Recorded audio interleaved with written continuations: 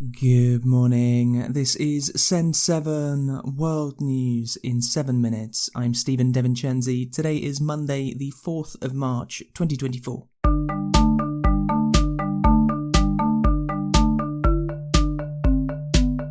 Starting in Europe today. In Ukraine, the southern port city of Odessa was hit by Russian drones this weekend. At least 10 people, including 3 young children, were killed when a Russian drone hit an apartment building. Rescuers are still looking for missing people under the collapsed building. In the Kherson region, 1 person was killed and others were injured by Russian artillery. The Netherlands Prime Minister, Mark Rutte, visited Ukraine's Kharkiv region with President Volodymyr Zelensky this weekend. About half of Kharkiv region was occupied by the Russian army for most of 2022, before Ukraine's army recaptured almost all of it. Rutte signed a security deal with Ukraine and said that the Netherlands would help to supply Ukraine with 800,000 artillery shells. The Netherlands is the 7th country to sign a 10-year security agreement with Ukraine. The Netherlands has promised €2 billion worth of support for Ukraine this year. Rutte said that Ukraine needed more artillery and air defense ammunition. It's clear that Ukraine's armed forces urgently need more air defense missiles and more artillery shells. So our focus is on ramping up our defense production and finding ways to alleviate shortages in the short term. In the occupied region of Crimea, a pro-Ukraine partisan group made up of ethnic Crimean Tatars said yesterday that massive explosions had destroyed a gas pipeline, although they did not directly claim responsibility. In France, a 7-year-old girl has died as her family tried to reach the United Kingdom in a small boat. 15 other people, mostly children, were taken to hospital in Dunkirk. The girl is the 6th migrant known to have died trying to cross in a small boat from France to the UK this year. Americas. In Canada, a visit to an art gallery by Prime Minister Justin Trudeau and Italian Prime Minister Giorgia Meloni was cancelled because of pro-Palestine protesters gathering outside the gallery. Trudeau's office said that the visit was cancelled for security reasons. In the United States, former President Donald Trump won the primary elections for the states of Idaho, Michigan, and Missouri this weekend. Tomorrow is known as Super Tuesday because it is the day in which the biggest number of states give support to their presidential candidate. It is now seen as almost certain that Trump will be the presidential candidate for the Republican Party. However, former South Carolina Governor Nikki Haley has said that she will remain in the contest. Also in the United States, the pharmacy chains Walgreens and CVS will start selling the abortion pill mifepristone in some states this month. The drug will be available to buy in New York, Pennsylvania, California, Massachusetts, and Illinois. Most abortions in the US are performed by taking pills. In 2022, the Supreme Court overturned the right to abortion, and since then, states have vastly different laws, with some states making it completely illegal to have an abortion, and some states making it always legal.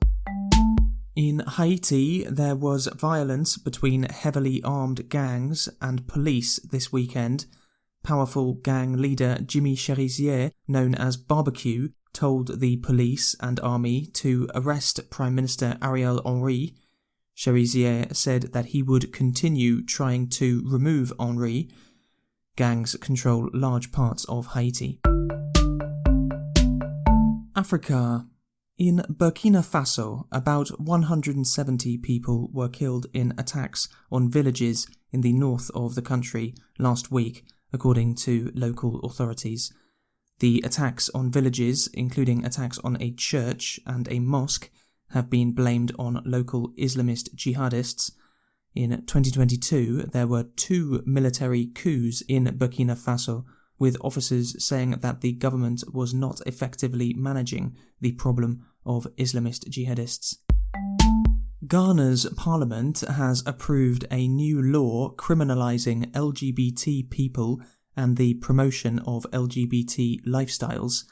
The new law will give sentences of up to 5 years in jail for the, quote, willful promotion, sponsorship or support of LGBTQ activities, end quote, and criminalises same-sex relations with up to 3 years in jail.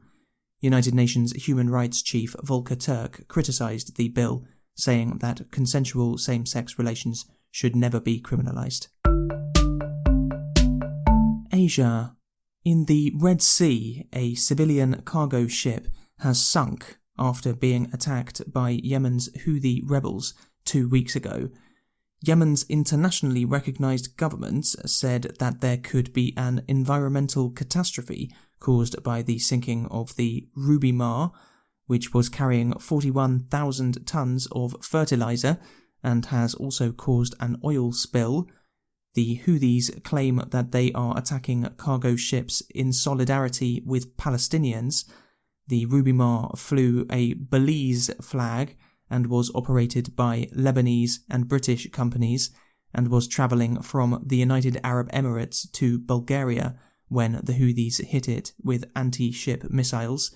The Ruby Mar's crew were from Syria, Egypt, India and the Philippines and were all rescued. On Saturday, the Italian warship Caio Duilio shot down a Houthi missile. Iranian state media has said that 40% of people voted in Friday's parliamentary elections, the lowest turnout ever. However, opposition leaders have said that the turnout was actually even lower, as many people chose to boycott the elections, which they say are not free and fair. These were the first elections since mass protests in 2022 that started after the young woman Mahsa Amini was killed by religious police after being arrested for not wearing a scarf on her head.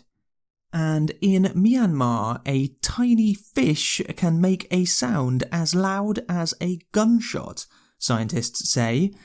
Scientists from Germany studying the fish Danionella cerebrum, found in Myanmar, say that despite being the size of a fingernail, the fish produces a sound above 140 decibels, using a unique sound system made of drumming cartilage and muscle. A big thank you to Claudio in Italy, Javier in Spain, and another Javier in Colombia for becoming our newest supporters. If you enjoyed this podcast, you can help to support us and have access to the transcripts written by us and our weekly news quiz by becoming a supporter at send7.org. Tomorrow you will be with Juliet Martin. Have a great day.